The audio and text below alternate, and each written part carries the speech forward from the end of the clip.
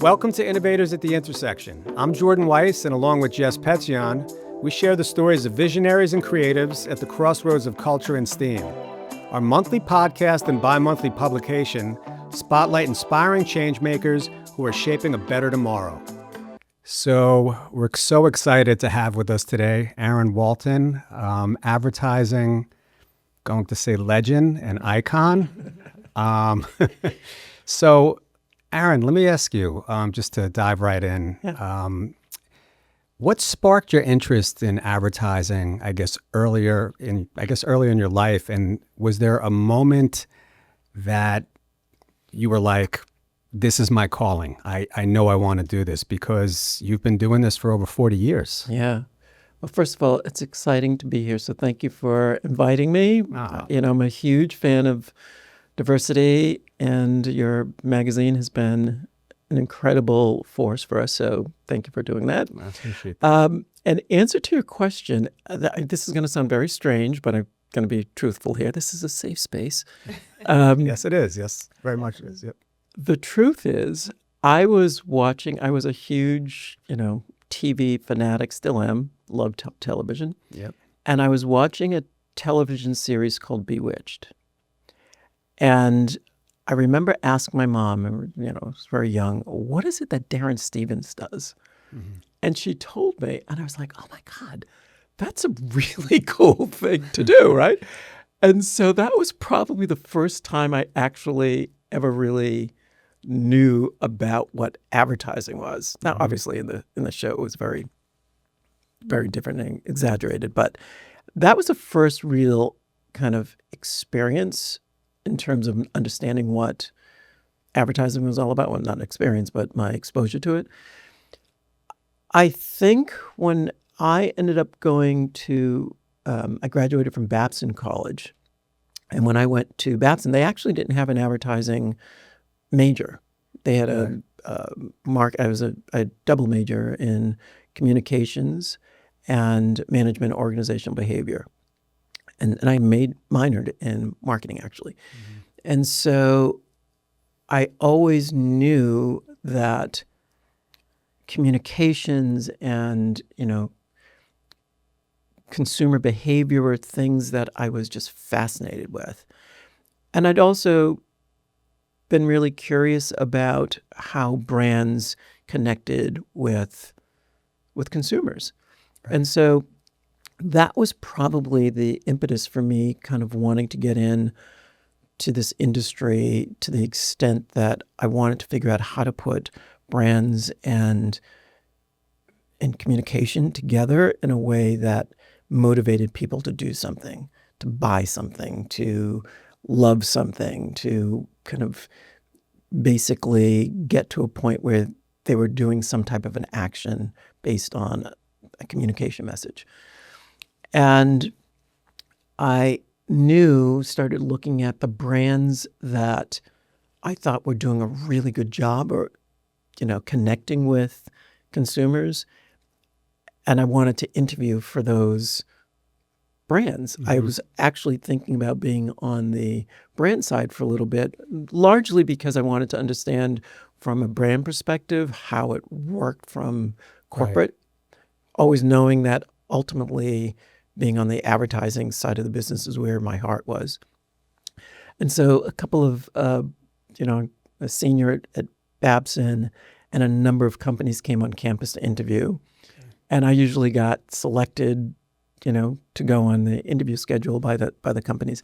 But this one company came on campus and they didn't pre-screen resumes. They just did it kind of randomly. There was a lottery system to make it fair for everyone. And I was like, oh my God, that's the brand that the company that I really wanted to work for, but I didn't get on the list. And it was PepsiCo. And wow. I had waited outside of the career counseling offices, which is where everyone would go in, or the companies would go in, and then the students would interview. And I waited for everyone to be done. And I went up to this guy, I'd never forget his name, John Henderson. And I said, look, I didn't make it onto the interview schedule, but I really wanted to work for Pepsi. Here's my resume, to the extent that you have a resume in college, right? It was like all the things that I'd done in college. And I said, I'd love to come up to Pepsi to interview. I didn't make it. And he was so gracious. He said, come on in now and talk to me. And so I did. And I was there, and this poor guy ended up extending his time, missed his flight. I was like, oh my God, that's like the worst way to start an interview. But I was really focused on, okay, how do I get my name kind of on top of everything, on top of all the people that had interviewed? I wanted that job. And so I was a student government president, so I would always give reports to the trustees, and I was very involved with Babson. And so I went to a gentleman by the name of Chuck Thompson. He was the vice president of alumni and development. And I said, Chuck, who do we know at Pepsi? Do we have any alumni there? And he looked at me kind of strange. He'd go like, yeah, we have some people there, and you've met some of them. And I was like, what do you mean? And it was, by the way, a very valuable lesson for me because as a student government president, I would have to give reports to the trustees. Mm-hmm. And one of those trustees was a guy named Roger Enrico. And Roger Enrico, at the time, had moved from Frito-Lay, where he was a CMO, to Pepsi as a CMO, ultimately becoming the president and then the chairman of the board for PepsiCo. And he said, let me reach out to Roger. And sure enough, he did. Next thing I know, I've got an interview at their headquarters here in Purchase, New York. And I breezed through these. This is how naive I was. They give you your interview schedule. Mm-hmm.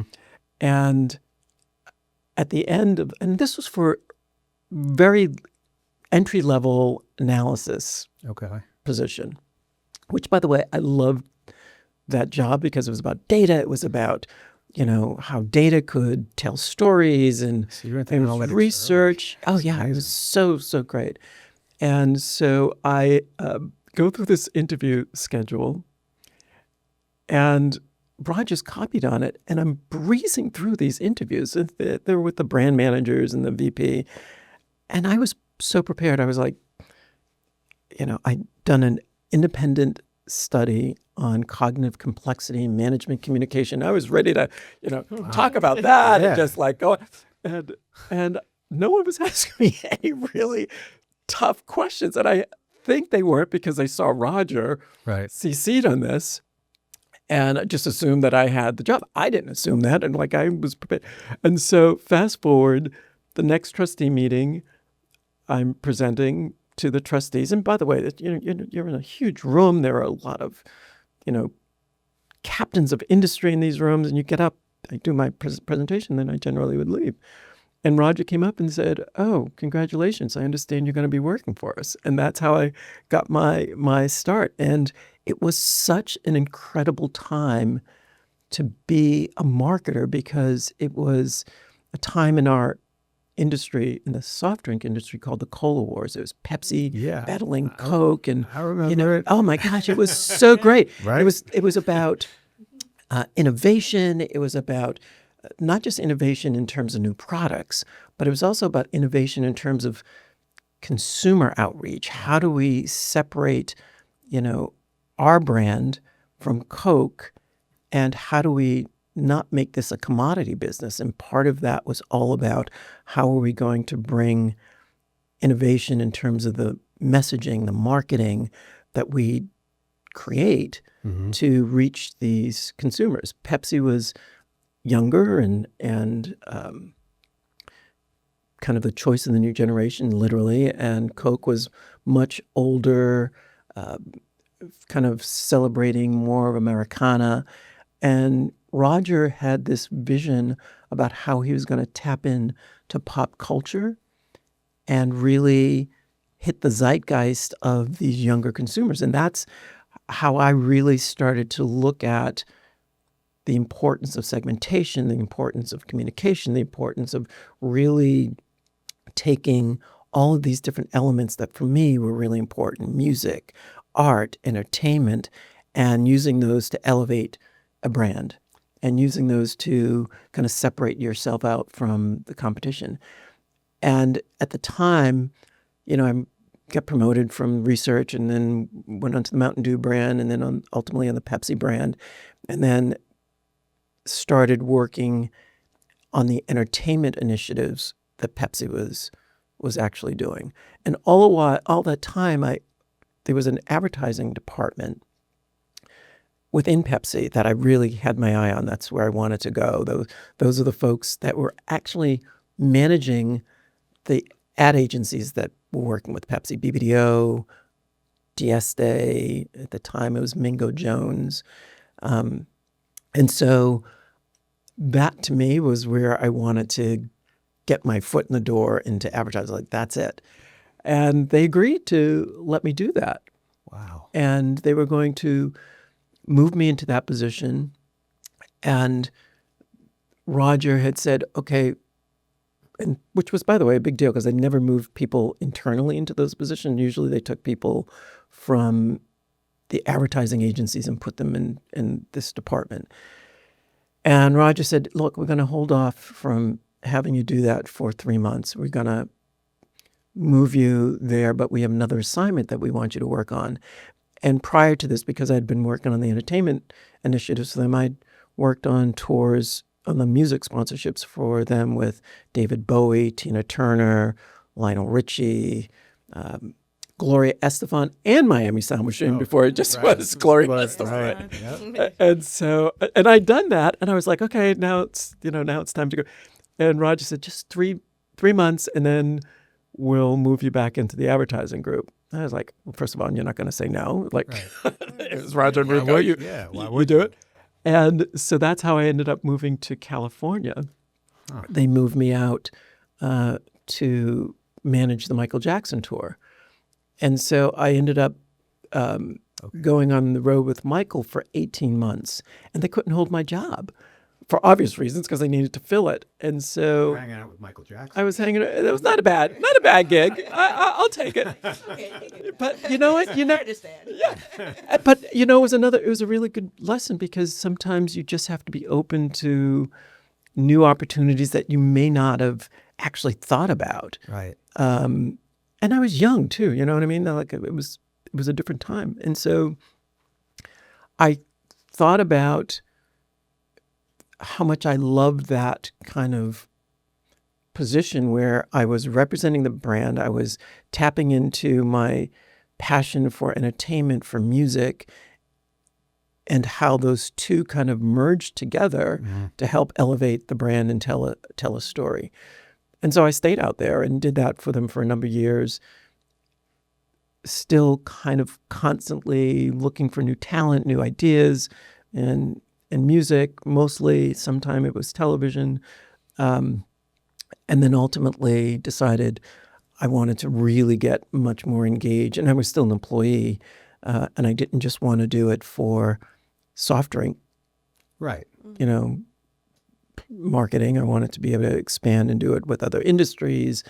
And so I convinced Pepsi to let me go off and start my own company. They came with me as my first client, which is a really amazing experience, right? Because I could start that business and built that up, did really well, sold it to Omnicom, and stayed there for a number of years, but I still wasn't producing ads. I wasn't, I was still kind of brokering deals with celebrities and brands, which I loved, but I really wanted to get much more engaged in the actual creation of the work. Right. And started this company 20 years ago. That's amazing. That's an amazing story. It really is how the path that kind of brought you from that first job, right? At school. I tell people I've only had 3 jobs in my life, really. It's amazing. Yeah, Pepsi, my first company that I sold, and now this company. So. And it was it sounds like it was just very organic. Like that path kind of just took on a life. It was organic to the extent that,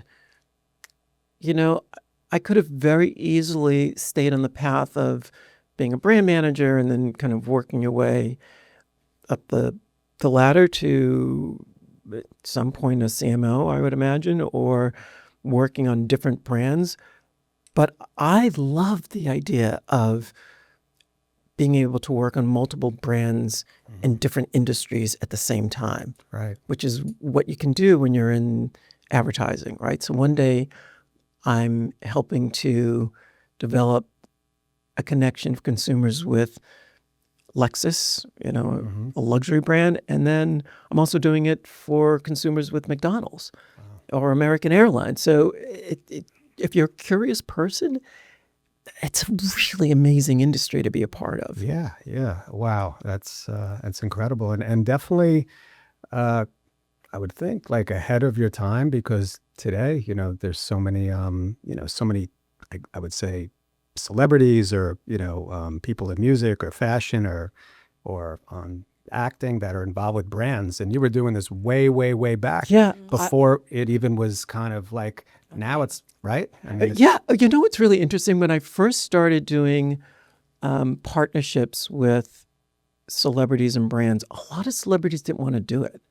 Really? Yeah, because they thought it was kind of selling out, or they were so focused on their craft, and they didn't want anything to kind of take away from that. And I can see why sometimes that could be true, because if you do it the wrong way, if you are signing a celebrity and the celebrity is not authentically connected to the brand, consumers sniff it out.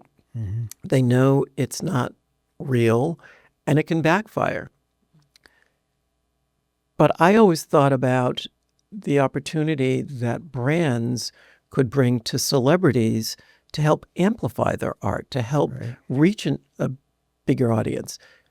If in the record industry at the time, this was before digital, and we were still going into record stores and buying records, and they were relying on radio primarily as the tool to get their music out. This is obviously, now we've got YouTube, we've got Still, this is how you've got started, right? This is how it started. Yeah. And so I would always talk to the celebrities about the power that being in a commercial could have to help them reach a broader audience, and doing it in a way that was authentic to them, and not necessarily having them change who they were, but celebrating that and finding the right brand that also aligned with those values. So, wow. That's telling a story.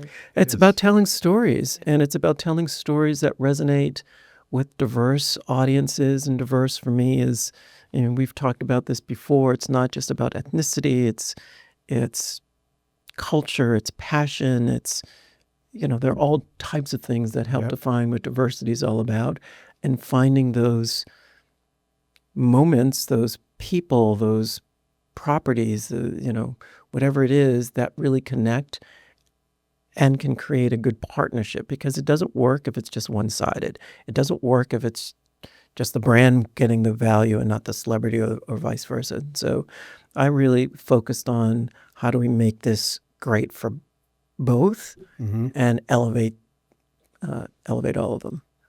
Yeah. Well, it actually leads right into the next question. So in your agency that you've been running for a number of years, culture has been a big part of the DNA, right, within the agency. When it comes to, I don't know, a specific campaign that you've worked on, and you've worked on so many amazing campaigns, when you think of the term culture, was there a campaign that really connects directly to it, that really, when you think about culture and a specific ad campaign, it's probably more than one. But. Yeah, it's kind of hard. Yeah. Because every campaign that is successful connects to culture in some way. And, it tells a story, it amplifies a story of a culture that connects the brand, not just to the efficacy of what the brand does, but also to the heart of what the brand does. I guess the biggest one that most people would probably recognize is the connection that we did for Lexus and Black Panther in the original Black Panther movie. And that, to me, was about culture in so many so many different types of cultures. There's the Marvel universe, which it's its own culture, right? Right. Yeah. There's Black culture. This movie was celebrating Black excellence and Black leadership.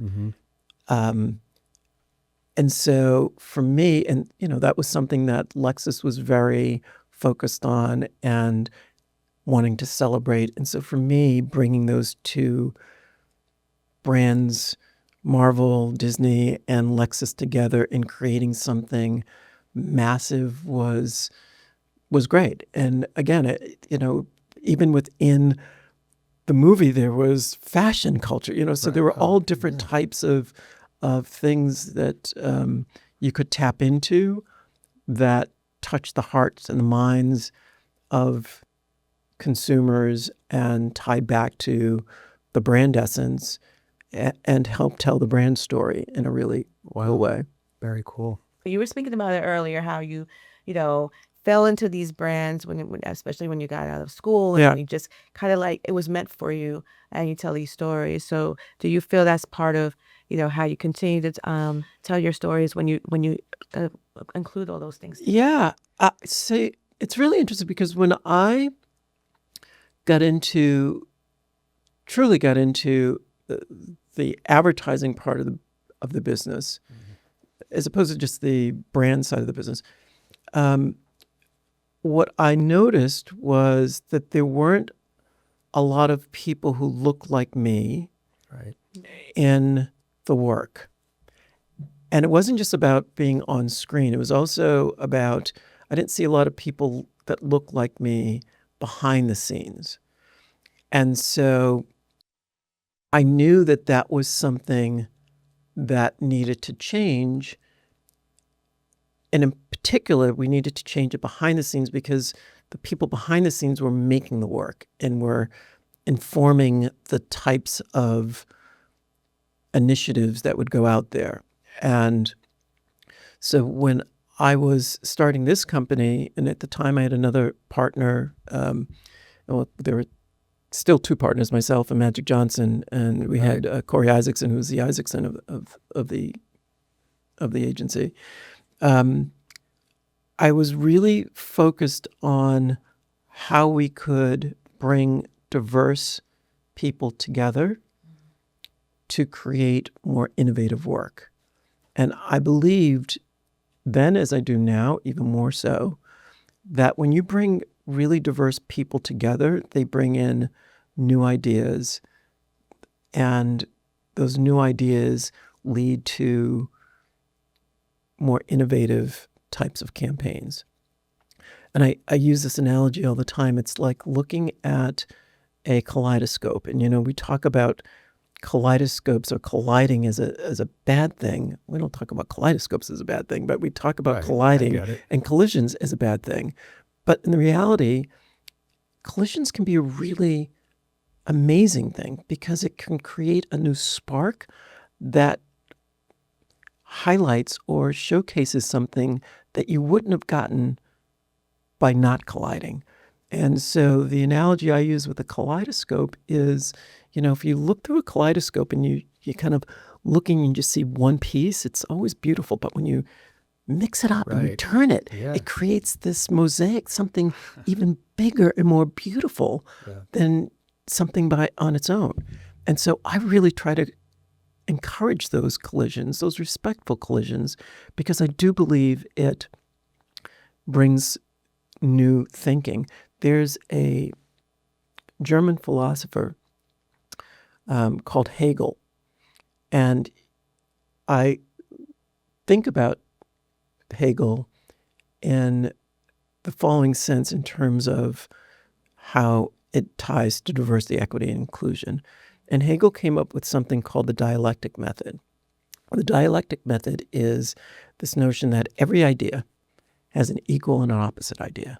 And when the two ideas collide, they create a new one that consists of the best of the two. Mm-hmm. And so when I think about diversity, I think about all of the different things that Jordan brings as a straight white Jewish man and the things that I may bring as a gay, Black, man Right.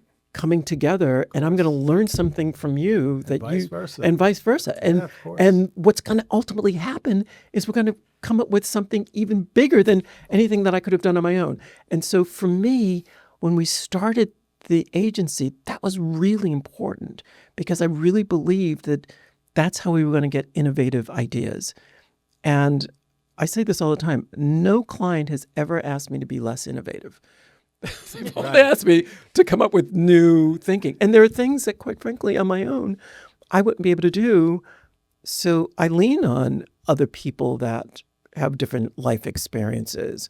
I also knew, from a business standpoint, the world was changing, that diverse audiences were growing. That's not going to change. It's going to continue to grow. And we needed to create, and I did that through the data, right? It was really easy to look at the data, changing the census reports. Which goes and back to your first part, at yeah. PepsiCo when you were doing analytics. Absolutely. And so, you could look at that data and see, okay, the story, the consumer audience is changing, is evolving, and we have to have stories and content that are going to be relevant for them. And the only way to do that is by making sure that the people telling those stories are authentic, have, a reason to want those stories to be told, and give them the voice, the platform, the budgets to do it. Yeah, it seemed very natural, too, as part of the whole evolution, is all part of your career, that, inclusivity, diversity, broad representation was just the through line. It was a through line. And it's interesting, I grew up in the 60s. My parents were, I don't want to say they were hippies, but they were, right. It was the 60s. So, and so I think a lot of who I am, stem from how they view the world. A lot of my exposure to art, to music. My dad was listening to everything from, Curtis Mayfield and Marvin Gaye to Vanilla Fudge, just this range of music that, which is one of the reasons I think I love music so much, in part because of the stories and the background and how they get to represent who and what they want to say. And so I was exposed to that really early, my sister and I think that's made a huge impact on how I kind of move through the world and how I want other people to move through the world. Oh, that's great. So as we talked, your career is full of milestones. And first, so being included in the AAF Hall of Fame and being named the Ad Agency Executive of the Year. Congratulations. Thank you. Congrats. Thank you. So with all that behind you, and we talk about you creating these stories, and what's your next innovative move? So, that's a really great question. Thank you. I think that's why you're over there. That's why you're. I think so. It's going to probably surprise you, but I think the next thing for me is really about how I bring new people into this industry and how I give them a voice, an opportunity. I mean, I love this industry. I love what we do. As I mentioned, I never thought about really doing anything else. And I know there are a lot of amazing people out there that want to do this. And by the way, in our industry, it's not just about, writing a beautiful television spot. There are all types of jobs in our industry that require diverse thinking, whether that's in the finance part of our business, or the strategy part of our business, or the account management part. They're all different kinds of disciplines within the industry. And so I want to, and that's one of the reasons I love being a part of, the AAF. I'm on the board now, the American Advertising Federation. It's one of the reasons that I really enjoy the work that I do with them, in part because part of the mission is how do we amplify this industry and celebrate the work that we do, and at the same time, how do we bring in new, young, I don't want to say just young in terms of age, but new thinking Right. that's going to continue that makes to a lot of sense. to Absolutely. help celebrate what we do. So that's some of the things. I mean, clearly there are clients that I'm really excited about some of the things we're working on, whether it's American Airlines and the Centennial, Right. work that we're doing with them. And there's a lot of new products coming out with Lexus, which I'm really excited about. I was just in New York. It was funny. I've had 2 Times Square billboards in my career.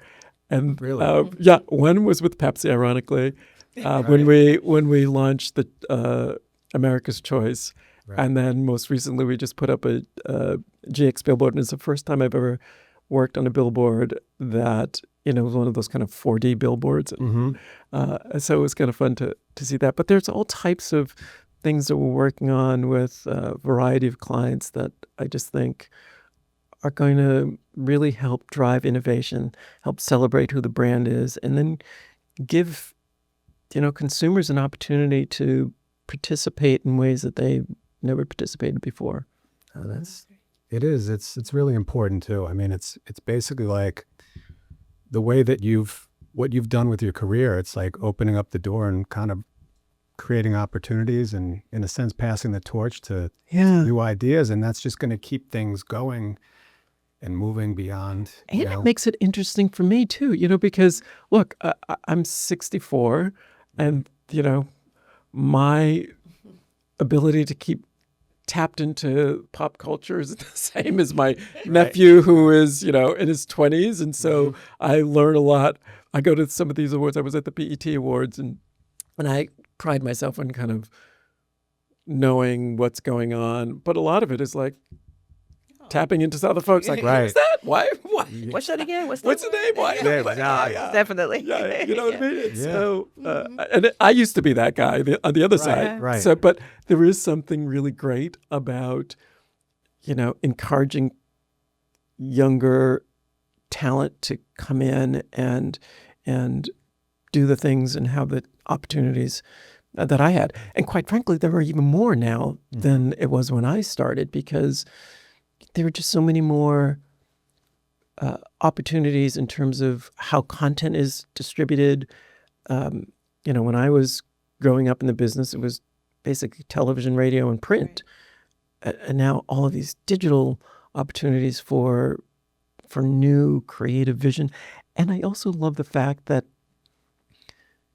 consumers now are creating some of the best content I've ever seen. It's really innovative what they've done and how they're doing it, and I learn a lot from them too. Wow, that's it's amazing. I mean, you've had an amazing career. You continue to have an amazing career, and this next question, I was going to say, you've seen so much, you've done so much, but, and I know this is probably a hard question to answer.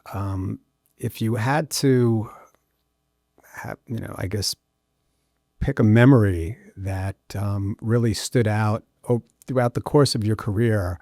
Could have been a campaign, it could have been anything.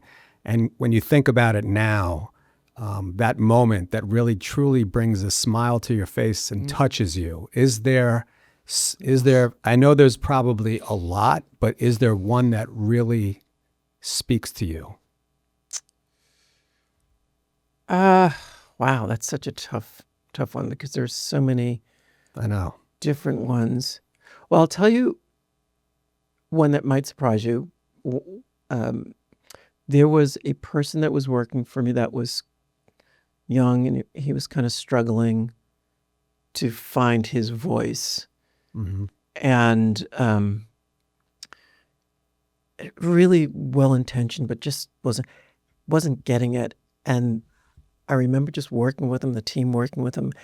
And then I saw something just, sometimes you're watching someone and something just clicks, and all of a sudden they got it. And I thought, oh my God, it was great. It was just such a joyful thing to see someone step into their light, step into their power. And so for me, those are the moments that I really think about. if I was thinking about a particular campaign, I guess one of the ones that I really enjoyed working on was when I put, there's so many, but I guess when I put Whitney Houston in an AT&T commercial. And it was kind of odd how the whole thing happened, but I was had left Pepsi, started my own business. At that time, it was AWE, Aaron Walton Entertainment, and that business was primarily marrying brands and celebrity together. And I had been working with Pepsi on the Grammy Awards. And I remember bringing Boys to Men. This was when they were in New York and they were at Radio City. And I was bringing Boys to Men to the Grammys. We had just signed them for a sponsorship with Slice, which is, I remember Slice? Lemon Lime Slice, yeah. And so I had signed them and I had an extra ticket. And this was before they, as huge as they were. And I had an extra ticket, and I said, well, why don't you give this to, your tour manager so he can sit with you, and I'll just go back to the hotel and watch the show on TV, and then I'll come back. I was staying at remember the Rico Royale? It was on 56. And so it's like, you know what, I'll just go back. I'll sit in my room, watch the show. It's kind of comfortable. Right. I can have my bacon cheeseburger and chill out. Right. And so I was watching the show, and I remember thinking, oh my God, I can't believe I missed this. And Whitney Houston was in the show. I can't remember if she opened the show, but she was a performer. And this is Whitney in, it must have been early 90s.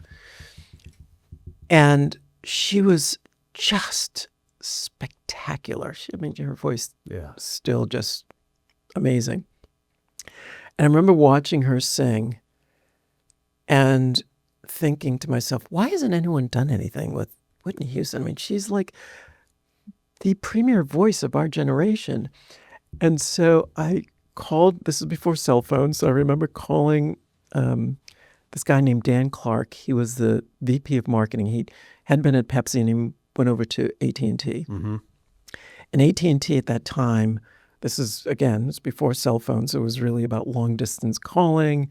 And they were promoting their technology. And basically they had some new technology that put more bass into the phone systems, so that when you were calling, it didn't sound tinny, and and they were brilliant at their technological, prowess at the time. They still are.